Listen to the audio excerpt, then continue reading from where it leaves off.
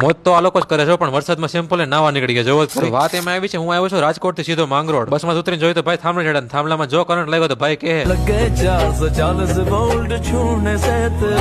ઘણી બધી વાટ જોવડાવने के बाद पापा फाइनली मुझे तेड़ने के लिए आ गए. फिर हम इस रास्ते से जाता जाता पहुंच गए अंधेरी राहों में सुनसान राहों पे. હા તો મિત્રો બહુ બધી બકવાસ થઈ ગઈ. કામની વાત કરીએ. તમે કહેતા સારું થઈને બોલવામાં બ્રેક લાગી ગઈ, બાકી હું થાત. I'm sorry. ફાર્મ હાઉસ સ્ટીલની રેલિંગ ફિટ કરવા માટે આવ્યા છે. કાલે માંગરોળની બીજી એક જગ્યાએ જવાનું. બીજે દિવસે સવારના પોરમાં અમે ત્રણે ફટાફટ વર્ગી ગયા ગ્લાસની રેલિંગ ફિટ કરવા માટે, કેમ કે બપોર થાય તો બધું પૂરું કરીને ઘરે ભાગવાનું છે.